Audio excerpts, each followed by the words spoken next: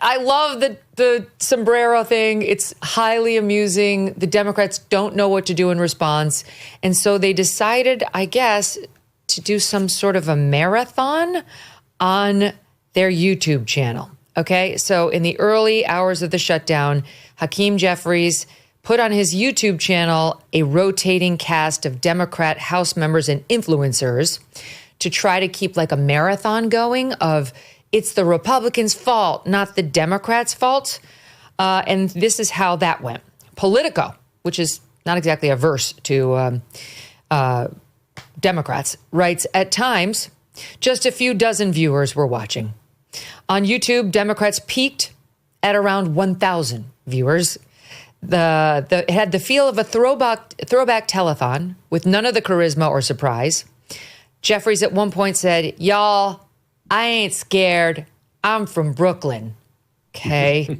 The live stream featured 4 frontline Democrats of the 26 who are in competitive districts. Missing stars on the Dem side like AOC and Jasmine Crockett. A possible tell, writes Politico, that they see some risk in participating in something like this. Democrats were not able to field live programming for 3 hours in the middle of the night, despite an internal email desperately seeking participants. The White House, meantime, began live streaming a roughly 3-minute clip of various congressional Democrats in other times speaking out against previous shutdowns. And the viewership on that absolutely dwarfed Jeffries' views. So it doesn't seem to be going very well. Carl, I'll start with you. Thoughts on where it is now, 24 hours in? Well, the Democrat strategy is a little mystifying. They said that they were closing the government because they wanted to guarantee health care for people, the most vulnerable people. I wouldn't say American citizens, but I don't want to get into that just yet, but the most vulnerable people living in the United States. That's what they said. And then when it happened, their messaging was the Republicans shut down the government. And so, when people are arguing with your thesis, they don't get to your point, because I think swing voters will say, wait a minute, weren't you bragging about you wanted to shut it down? Wasn't there a vote in the Senate and all the Democrats voted to shut the government down? So I think that they're trying to score cheat points on blaming the Republicans which interfered with their larger message of why they were doing it. Yeah. Tom, I don't know. So far, he's right, exactly. That they're not getting their message across. What I'm seeing is sombrero and them getting hammered pretty much at every turn on why they're trying to fund healthcare for illegals, why they're cutting federal paychecks in the name of healthcare for illegals.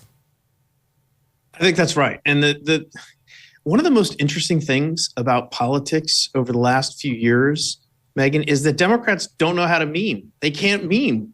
And Republicans, and Trump in particular, and the MAGA folks have mastered the art, and they continue to do it. So they do this sombrero thing.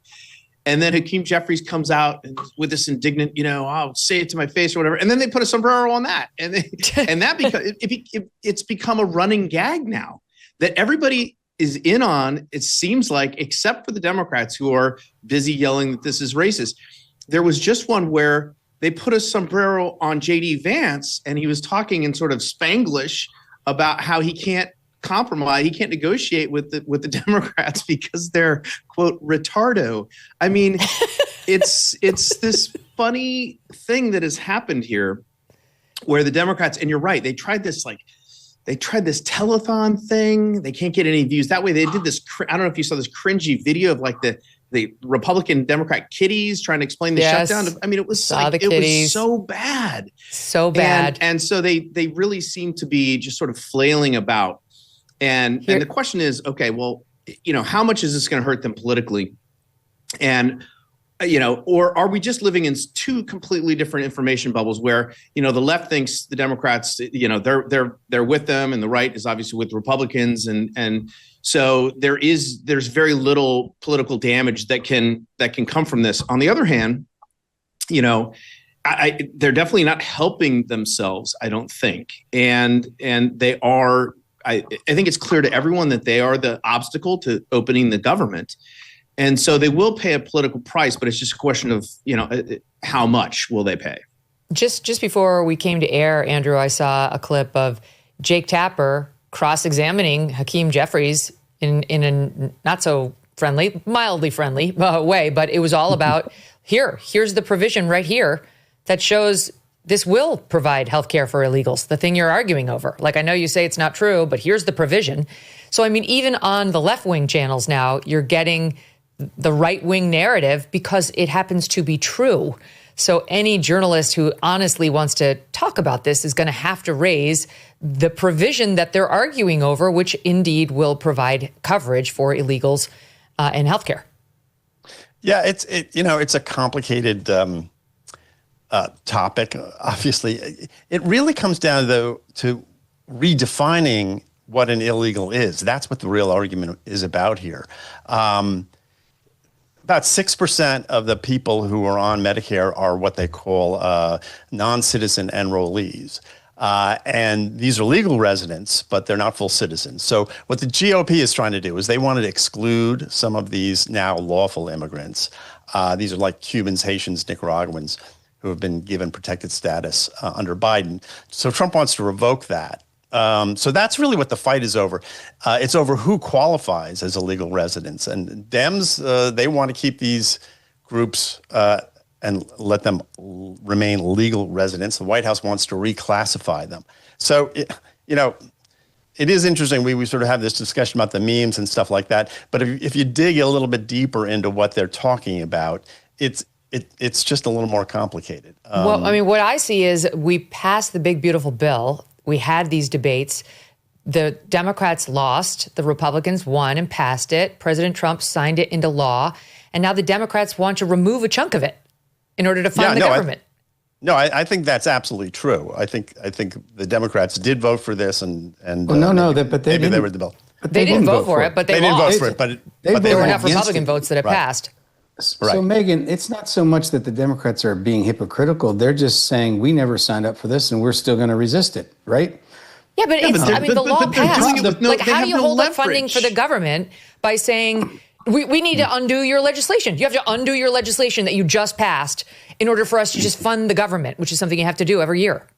Well, you can see why that's not a great talking point. So instead, they just say Democrats, they just say Republicans are lying. And this is half the senators have put out, Sheldon Whitehouse put out a thing. The Republicans are just lying about this. And then somebody went on Twitter, I'm supposed to call it X, I guess, and put the provisions from his home state right there next to his statement.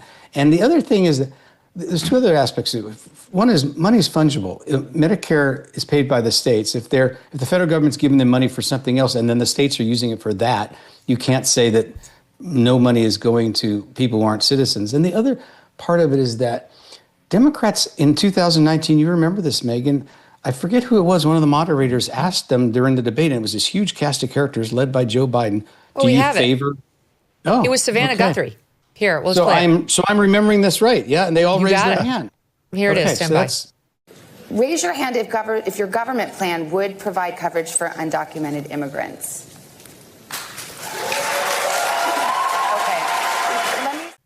Every single Democrat candidate has raised their hand that their plan would provide coverage for illegals. And my point here is that they've gone in 6 years from bragging about this policy, and I can defend that policy. I could give you a New Testament explanation why it's a really good policy. They've gone in 6 years from saying that's what they believe in to saying if you say that's what they believe in, you're a liar. And we do need an independent media to point that these are not compatible. Did you know gold is up around 40% this year? That's not speculation. That is reality. And if a portion of your savings is not diversified into gold, you're missing the boat. Here are the facts. Inflation, still too high. The U.S. dollar, still too weak. And the government debt is still growing. This is why central banks are flocking to gold. They're the ones driving prices up to record highs. But it's not too late to buy gold from Birch Gold Group and get in the door right now. Birch Gold will help you convert an existing IRA or 401k into a tax-sheltered IRA in gold. You don't pay a dime out of pocket. Just text MK to 989898 and claim your free info kit. There's no obligation. There's just useful information. The best indicator of the future is the past, and in this case, the present. Gold has historically been a safe haven, and it's doing gangbusters right now. So text MK to 989898 right now to claim your free info kit on gold.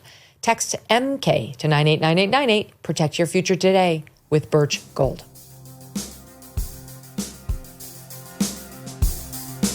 Thanks so much for watching. If you like what you just saw, hit the subscribe button for more clips and full episodes.